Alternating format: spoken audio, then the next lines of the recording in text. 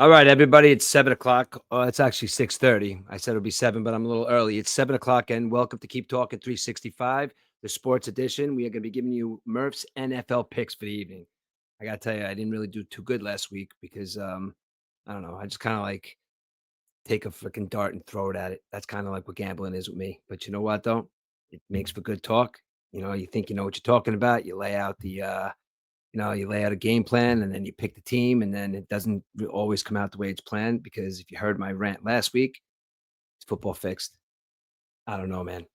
I really hope not, but it's really getting to that point where these point spreads are really close. Stuff's happening. I don't know, man. But it does make for good sports talk radio, and I could give you my picks. You could go with them or not, but I suggest you choose that you don't, because last week I got 5 right out of the 12 football games. But before I go into my picks, we need to talk about a little something here first. I want to talk about this kid today from the Dallas Cowboys. Tragic, tragic thing happened to his family and the Dallas Cowboy organization and all his family members. This young man last week, after playing a football game with the Dallas Cowboys, scored a touchdown last week. All happy, all smiling. He had the world by the balls. He's 24 years old.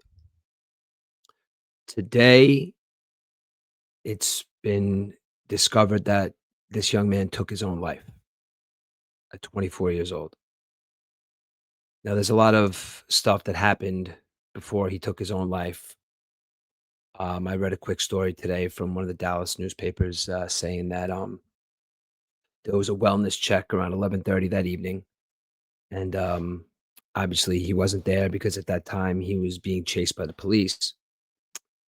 I guess he was speeding or some kind of traffic infraction, but the police were chasing him, and I guess they never caught up to him. So I guess he took off.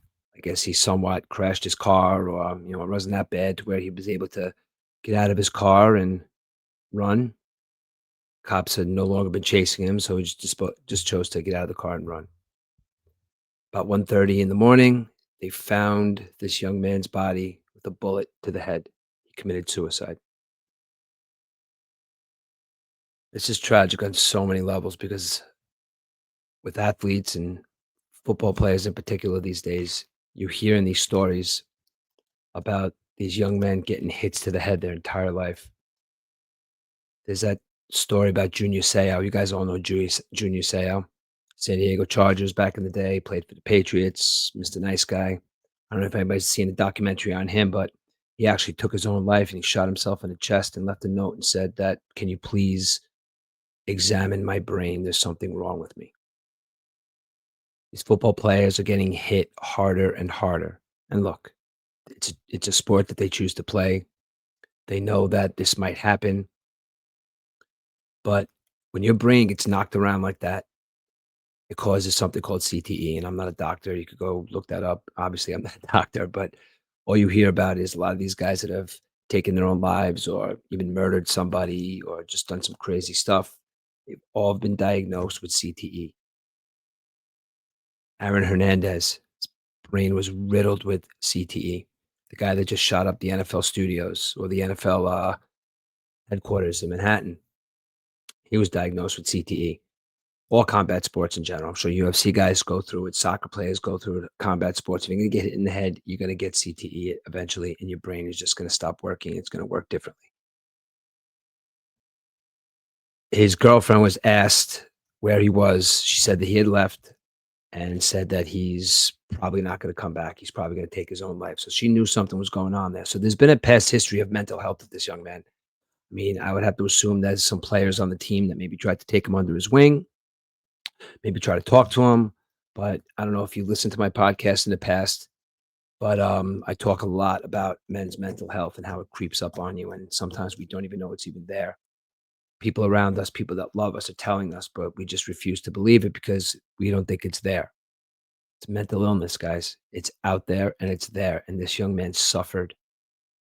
He suffered so much that, yeah, you could say he was a successful football player, played football his whole life. And I guess the pinnacle of what you're going to do is you're going to make the NFL. You get to the NFL, score a touchdown last week. I don't really know off the top of my head any of this young man's other other accolades or how many tackles he had or whatever, but I just know that he was depressed or he was sick or he was something, and something in his mind told him that it was the right thing to do to blow his brains out, and that is sad on so many levels. So I do a couple of videos here and there, and I know, when something like this happens, even when something doesn't happen like this, I always like to put it out there. Check on your friends, guys. I mean, men, you have friends that are always happy. You have friends that are sad sometimes. You have friends that are angry. You have friends that are happy all the time. All those guys might be battling some demons that you guys don't even really know about. And if you're a really true friend, you'll kind of stop every once in a while and be like, "Hey, everything okay?" And that's what the measure of a true friend is. And I just wish that maybe somebody could have grabbed this young man and spoken to him and told him that no matter what it wasn't worth taking his own life. And again, I don't know what the peripherals of his life are, but he chose to take his own life. And that's very sad on so many levels, guys. I'm sorry to open up the show like that with such a somber note, but I really didn't hear about this until this evening. My sister texted me at like 6 o'clock in the morning, and she rarely texts me with any sports news. And she asked me if I had seen the story, and I really hadn't got a chance to really look into it up until later on while I was on my way home from the train. And it's a really, really heart wrenching story. And I know everybody out there says, whatever it was, like, maybe, I don't even know what his contract is. Does he make a lot of money? Like, is he privileged or, but all I know is that I don't know where the kid comes from. I don't know his backstory. I don't know his life, but something was wrong and somebody unfortunately didn't catch it. So speeding, being chased for something, kid takes his own life, and now he's not playing football anymore. He's got family that's gonna miss him. I don't know if he has any children. He was 24 years old. He was kinda young. Maybe he does, maybe he doesn't. But I know he has a girlfriend who kinda knew that this was gonna happen. So this young man was suffering for a long time, and it's really tragic. So now on to my quick rundown of the NFL games for this week. Now we got a pretty decent card of games on the table. We got tonight's game starting with the Raiders. Now the Raiders are playing in Denver tonight. Now you want to look at the Raiders from a whole. The Raiders are last in points scored and they're last in total yards. They have Geno Smith as their quarterback. They have Gentry as their running back. They don't really have too many good wide receivers. Tucker, I think, is pretty decent. Their defense is not playing that well. They have Brock Bowers. Brock Bowers is like a tiger in a cage waiting for somebody to get him the goddamn football. That showed last week, and he had a huge game last week. Big fantasy points, 3 touchdowns. Brock Bowers is the man. Brock Bowers is the man on a team that, hey, we're in Vegas, but yeah, we're in Vegas. I know Tom Brady has a little part of this team, and going forward, something's got to be done because I guess in order for the Raiders to even compete in this game tonight, I guess Ashawn Gentry is going to have to do something because the Denver defense is going to be all over Geno Smith tonight.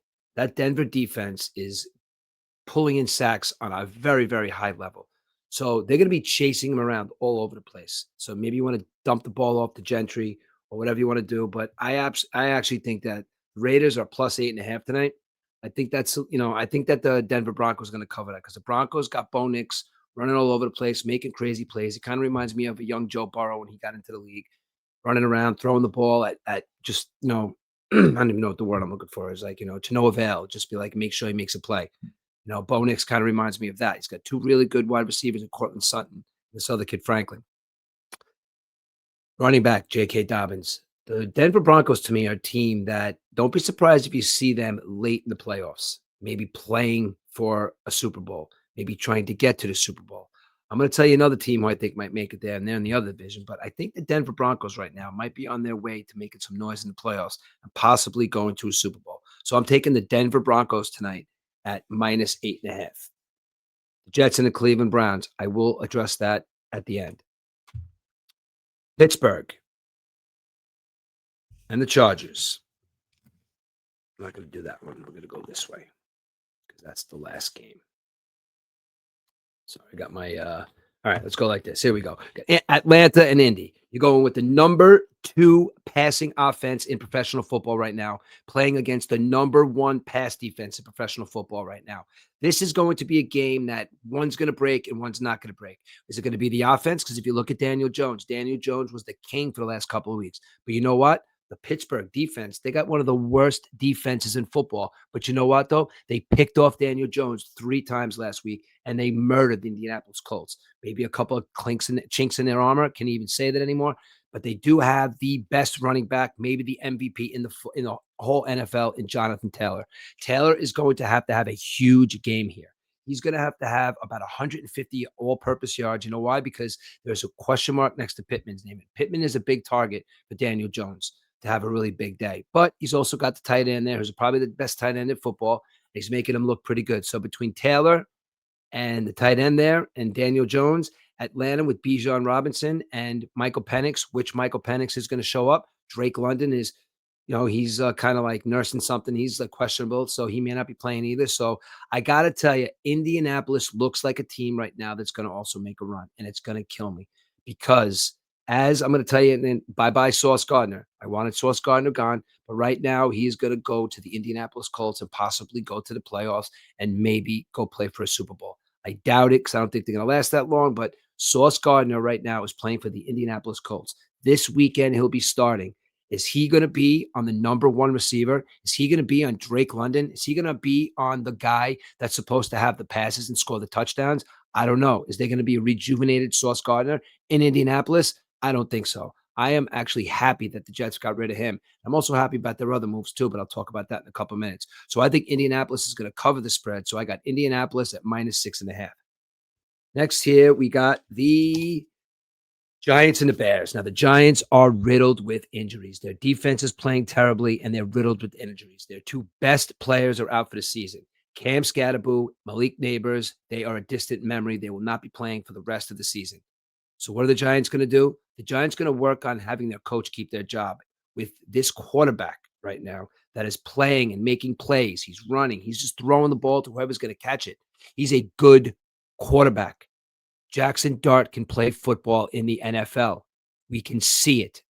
It gives Giant fans something to look at, unlike Jet fans. They're going to do what they can do with what they have. Is Jackson Dart's talent and play this year going to save Dabo's job? Some Giant fans think that Dabo's in trouble. I don't know. I don't think the guy's really that good of a coach. I think they talk about how he was with Josh Allen. How about Josh Allen just a fucking awesome quarterback, and Dabo had nothing to do with it? So let's see. Is he going to lose his job?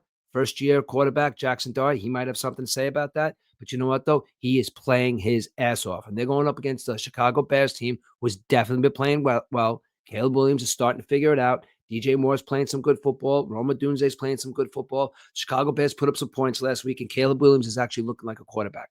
I still think the kid's a little bit of a pussy, but if Dexter Lawrence is in there and he wants to sack the quarterback, that kid's going to be there for the taking. Now, the New York Giants defense has to get their shit together because in the beginning, you looked at some of these guys and said they're at least going to have a good defense. Their defense right now blew a football game against the Denver Broncos a couple of weeks ago. So I don't know what Giants defense is going to show up this weekend, but they better be the good one because the Bears are going to put up points. But I got to be honest with you, I think I'm going to go with the Giants on this one. It's going to be probably a field goal game, but the Giants are getting 4.5. I'm going with the Giants at plus 4.5. Ravens and the Vikings. One name.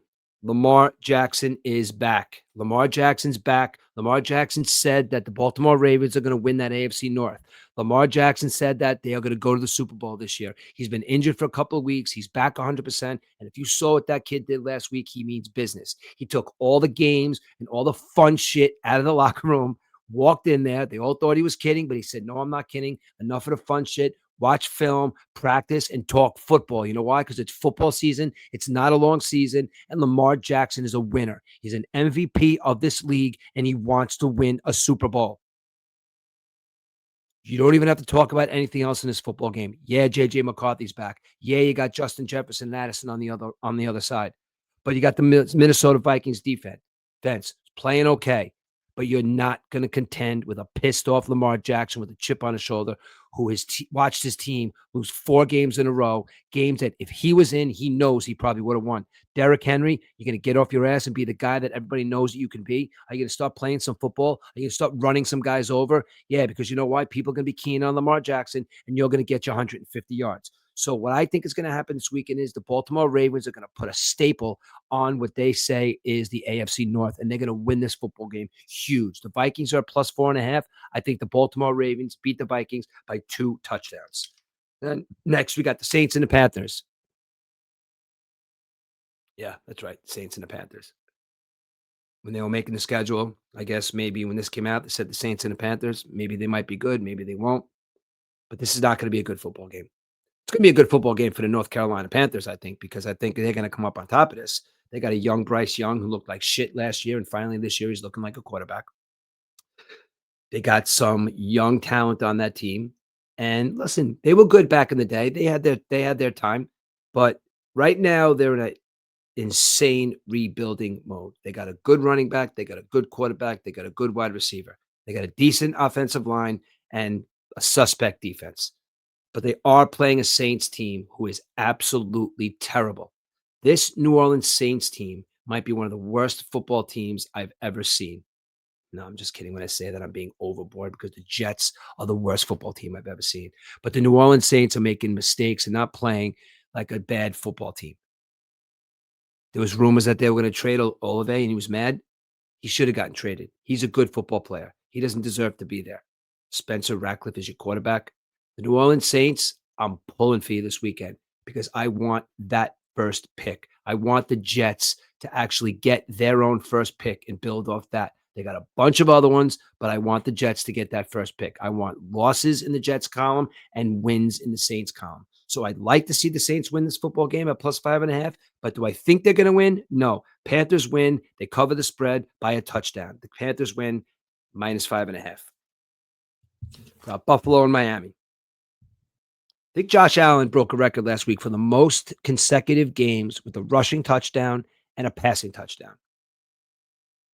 He needs to be the guy to get this Buffalo Bills team over that hump that Jim Kelly couldn't get them over. He needs to take this team to a Super Bowl. He is when he's on the football field, he's the best Buffalo Bill on the football field. He runs, he passes, he trucks people, he blocks. When he's on that field, Josh Allen is Josh Allen 100% of the time on the football field. Last week, he beat his adversary, Pat Mahomes, and the Kansas City Chiefs in a big win. Buffalo Bills, you got to show us something if you're a Buffalo Bills fan. They need to win this football game because they're playing against a lowly Miami Dolphins team. Now, they won last week. Maybe they just had a little fuck you in them, but they have zero respect for their coach. And listen, does anybody really have respect for that coach? He's pretty much like a little pencil neck geek running around with, trendy pants and, matching sweatshirts and dark sunglasses. This guy really know football? Or is he just like a Miami guy they pulled off the street? But the Miami Dolphins are in trouble. Tyreek Hill's not happy. You know what happens when Tyreek Hill's not happy? He's injured, but if he comes back, Tyreek Hill's not happy. Waddle was unhappy that he might have been getting traded. Says he loves Miami. Maybe he should have gotten traded. Tua. Was somebody going to grab this man and take him off the football field? And I'm not even just saying because of his play. I'm saying a couple of weeks ago, throwing his entire team under the bus, some of his play, some of his mistakes. This man has the offsets of what I was talking about before in CTE. Will somebody save Tua's life and take him off the football field? And again, he's not playing that bad. I'm not saying that he's playing okay. He's not playing like he played 2 years ago. His play is definitely decreased, but look at him. He's got CTE. Somebody save that man's life and take Tua off the football field and make him be a coach, hold a clipboard, do something. Is it worth your life? You simply lost your mind a couple of weeks ago when you started yelling at your own team. Your offensive line should have had you sacked 100 times that day, but they let you get beat up a little bit, I guess you could say. But somebody's got to save this man's life and get him off the football field. Josh Allen's going to go out there and cover this 9.5 point spread. And the Buffalo Bills are going to march on and continue to be in first place in an AFC East with my Jets, Miami Dolphins, and a pretty strong but not strong enough New England Patriots team. So Buffalo wins this football game by at least 10, and Josh Allen keeps marching on as being the best player in the NFL. Next up, we got the Jacksonville Jaguars and the Houston Texans. Now, this is a game here where defense is going to be everything. And when I say defense is going to be everything, I mean the Houston Texans have the number one defense in football. They have the number one pass rush. They have the number one against the rush, number one in sacks. They literally just kick everybody's ass on the football field. They're number one in points let up with 15. This Houston Texans defense is kicking ass right now. Unfortunately, their quarterback, CJ Stroud, on the other side, is not going to be playing. Woody Marks is going to have to come up big. He is going to have to come up huge. Not only is going to have to come up huge, he's going to have to come up huge because my son has him on his fantasy football team. Both of their tight ends are out. CJ Stroud is out. So what I think is going to happen here is the Houston Texans are going to win this football game with their defense. Because as you say, every single week, Jacksonville came out roaring like Jaguars in that first couple of weeks with their defense. But as you can see with Jacksonville's defense, they keep slipping and slipping and slipping. Trevor Lawrence, I say it all the time, he's not a good quarterback. He's not bringing that Jacksonville team to the promised land. And they just, as usual, keep slipping and slipping and slipping. So maybe the Trevor Lawrence project might be over, maybe not. But in this game, Houston's defense might score 2 touchdowns. They're going to sack Trevor Lawrence a bunch of times. They might pick up a fumble, and they're definitely going to score at least 7 points, 6 points against the Jacksonville offense. This game is Houston at plus 1.5. I think that's crazy. I think Houston is going to beat them by a field goal because both offenses are going to be suspect, but it's going to be won by Houston's defense. Houston wins this game at plus 1.5. Now, New England and Tampa Bay. Now, anybody looks at the Tampa Bay Buccaneers and you say the Tampa Bay Buccaneers are in first place right now. How are the Tampa Bay Buccaneers in first place? You know how the Tampa Bay Buccaneers are in first place? Because Baker Mayfield is playing out of his mind right now. He's doing everything. He's doing everything because Bucky Irving out. Questionable for this weekend. That's going to be a huge help. Mike Evans, in and out. One of his favorite targets, in and out. So this Tampa Bay offense is being run solely on the fact that Baker Mayfield is pissed off and wants to win. They're in first place right now, and their defense is playing at a high level. First couple of weeks, they play without their first and second offensive linemen. So they're slowly coming back. They're slowly getting, healthy. But Baker Mayfield right now, if it wasn't for a couple of other players, he's in top 5 for MVP in my eyes right now. New England, the Patriots. Vrabel's building something right there. I know I mentioned a modern day Belichick Brady. Listen, Vrabel is not Belichick and Drake May is not Brady, but they do have a pretty good rapport there. Their offense is running pretty good. The offensive coordinator, really good, knows his players, personal with them. Vrabel could look at the defense and say, all right, let's figure it out. I don't have to worry about the offense too much. But Drake May, sorry for you this weekend, buddy, because the Tampa Bay defense is going to beat you up a little bit. And I think that Baker Mayfield is going to run around the field a little bit. And Bucky Irving, as questionable, is still going to want to play football. He's still going to want to come back. So if he's even somewhat healthy, he's going to be in the mix too. So I think you're going to look at Tampa Bay this weekend to cover the 2.5. It's Tampa Bay minus 2.5. And my old partner, E-Dubs, shout out to you. Tampa Bay might make a Super Bowl run as well. But you know what? You don't talk to me anymore, so I must have pissed you off. But anyway, I think your football team might go to the Super Bowl this year. So look for the Tampa Bay Buccaneers to beat the New England Patriots, and that is my pick. Arizona and Seattle. Jacoby Brissett, a serviceable journeyman quarterback, going into Seattle where they have the 12th man. That's right, the 12th man is back. Their defense is finally playing well again.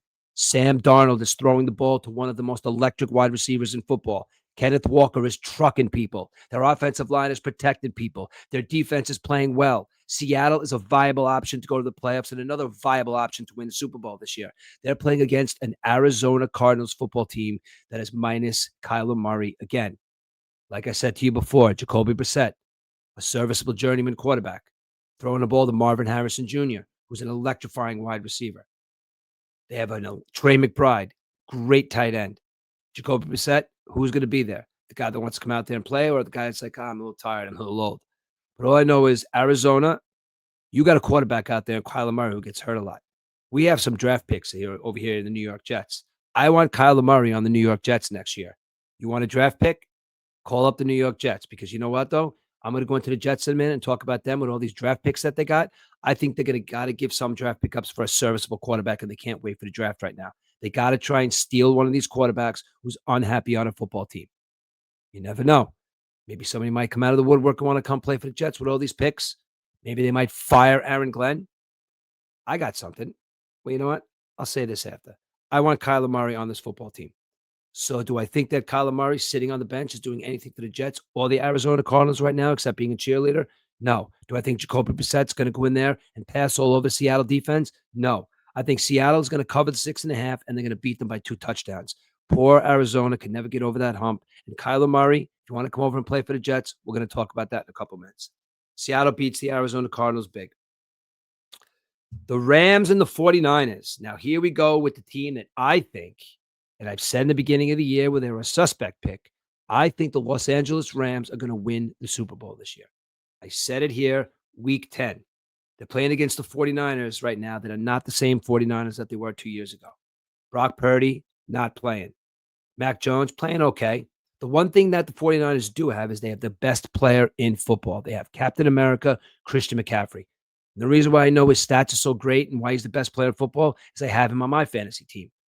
Every single week, it's over 28 points. You know what that means? That means touchdowns and all-purpose yards and receptions. That means Christian McCaffrey is doing everything for that San Francisco 49ers football team and Mac Jones. Their defense is not playing well at all. They're not intercepting the ball. They're not sacking the quarterback. Who's over there? That's right, Robert Saleh. I don't know what you're doing with the defense over there, but the 49ers are kind of in limbo a little bit. One week they're a good football team, one week they're not. They let Debo go to Washington. Now he wants out of Washington. I think the Rams are going to win this football game. The 49ers at plus 4.5. I think the Rams are going to win by at least a touchdown. And I'm telling you right now, I'm calling it. The Rams are going to the Super Bowl, and I think the Rams are going to win the Super Bowl this year. Next, you got the game that's going to get out of hand really fast. And the reason I say it's going to get out of hand really fast because Washington has one of the worst passing defenses, one of the worst rushing defenses. The Detroit Lions have the number 2 passing defense in the entire NFL. Jared Goff and company are going to do so much damage to the Washington Redskins, who are riddled with injury right now. Jaden Daniels out again. What's happening with this kid? He was electrifying last year. He was making plays with his legs. He was hurdling people. He was passing. He was scoring touchdowns with his legs. He was scoring touchdowns with his arms. He was in it. He was yelling. He was tough. He was fighting. Now every other week he's hurt. He needs to stay on the football field. Is Washington get sick of that kid and trade him? I don't know. But Jaden Daniels needs to be on that football field for the Washington Redskins to have any shot of winning. McLaurin pretty much hasn't played yet. Debo, unhappy. Is he going to try and be electrifying? You know what, Debo? Maybe you want to jump back there and play a quarterback. Somebody's got to get Debo the ball. Who is it going to be? I don't know if this backup quarterback is that good. But you know what, though? The Detroit Lions are sick and tired of almost getting to the Super Bowl. Almost getting to the Super Bowl. Almost winning the Super Bowl and not. Dan Campbell deserves to win a Super Bowl in his life. To me, he's the best coach in football.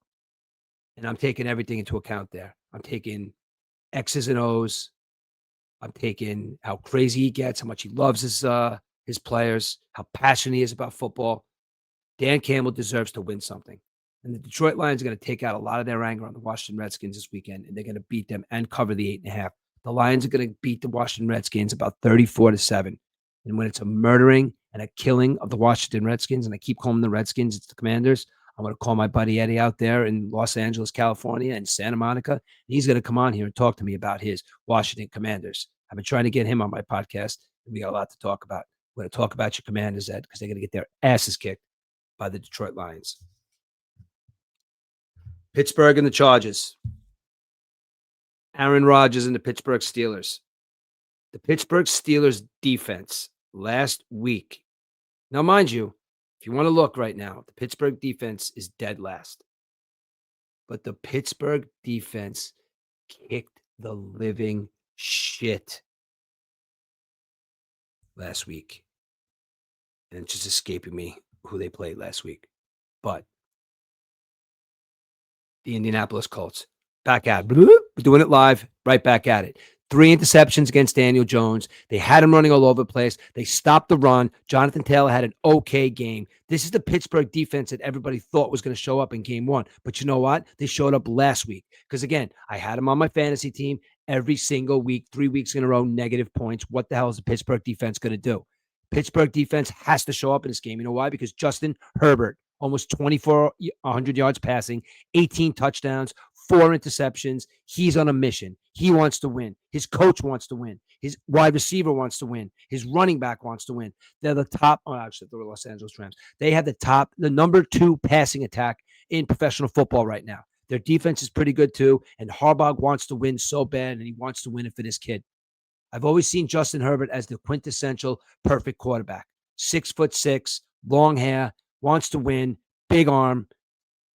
Got to get this kid, and you got to get him a Super Bowl, or at least got to get him to the playoffs. The Chargers are going to embarrass Aaron Rodgers and the Pittsburgh Steelers in Los Angeles. Aaron Rodgers, at some point, after his third interception, is going to look with that Aaron Rodgers bitch face and just going to be all over the place moping, because the Chargers are going to kick the Pittsburgh Steelers' ass, and they're going to way more than cover that 2.5-point spread. So I got the Chargers winning big over the Pittsburgh Steelers in Los Angeles.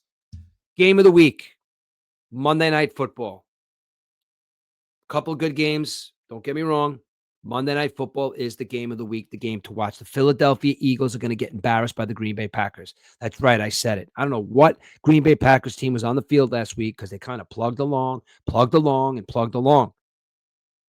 up until that point, the Green Bay Packers looked like a great football team. Jordan Love looked like he has emerged. Josh Jacobs, 3 touchdowns, 2 weeks in a row. Their defense is playing. I don't know what happened last week. I don't know why they just trudged through. Philadelphia is a team where they have a quarterback in Jalen Hurts that I don't think the team likes him. I don't think he's even really a good quarterback, but somehow he makes the plays. He's got 2 really, really talented wide receivers and the top 3 best player in football in Saquon Barkley. This is not the same Philadelphia Eagles team that won the Super Bowl last year. They are up against it this year, and they are up against the team that they're going to be playing on Monday night, the Green Bay Packers. Philadelphia is at +2.5 going into Green Bay on Monday night. Green Bay is going to take that Philadelphia defense and show them what an offense looks like. And it's not even going to be Jordan Love. It's going to be Josh Jacobs. Jacobs is going to take that defensive line and push them back and score 3 touchdowns again. It's going to be a rushing attack against this Philadelphia defense. Jordan Love will be serviceable. Jalen Hurts might get hurt in this game. Green Bay wins this football game, and they're going to cover the 2.5. Now, let me get to my New York Jets and the Cleveland Browns for a second. First off, I'm going to say the Cleveland Browns are going to kill the New York Jets this week. And I don't care who the quarterback is. I want the Jets to lose every single football game going forward because of all these draft picks. Now, look, from the outside looking in, it's always the same thing. I'm a Jet fan. I got draft picks to look at. We got about 19 first-round draft picks. We got about 25 second-round draft picks. We got future 6th-rounders. We got less than serviceable wide receivers on our practice bench right now. So, and we got a coach. We got a coach who at the end of this year has got to go. I like Aaron Glenn. I love you. You got to go. Here's my plan. I laid this plan out about a year and a half ago. People think I'm crazy, and I know it's not a popular opinion in Jetland. But I also have the opinion that Joe Namath is a reason why the Jets have not won a Super Bowl because he made a deal with the devil. And I know that's not a popular opinion. How about this unpopular opinion? How about we try to wrestle Shedeur Sanders away from the Cleveland Browns and we make an offer to Deon Sanders to coach the New York Jets? I am serious as a heart attack right now, guys. I am not joking. 95% of what I say is joking around and breaking balls, but I am dead ass serious right now. Let's get Deon Sanders into that locker room, get him surrounded by these football players, and let them win some football games. Let them get a leader. Get a leader of men. Now, I know a lot of people out there are going to think I'm crazy for saying this. People think I'm stupid for saying this. I'm going to get a lot of shit for saying this. But I trust that Deon Sanders will go into that locker room and completely switch up the whole culture of that program. And let's bring your son along with you because I think Shador Sanders is getting a big time short end of the stick. I bet that kid's a really, really good NFL football player. Hasn't thrown a football really in an NFL regular season game yet. Looked pretty good in preseason and is getting shafted for some reason. Cleveland Browns should start Shador Sanders this weekend so the Jets could take a look at him. Now, I don't know if they can make this happen. Woody Johnson's a moron. We don't have the smartest GM in the world. Our coach sucks. Our coaching staff sucks. We're the New York Jets, and it's just never going to happen for us. But how about this? How about sometime at the end of this year, Joe Namath falls ill and passes? Terrible in Jetland, right?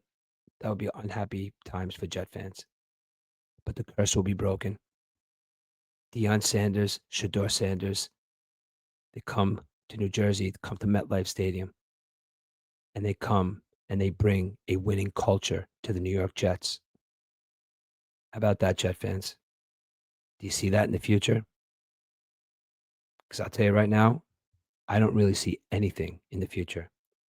Because with all these picks we got coming, I don't trust any of those guys to make the right decisions. The Jets will forever be in turmoil until something big happens. And unfortunately, it has to be the unfortunate passing of Joe Namath, and the curse will be broken.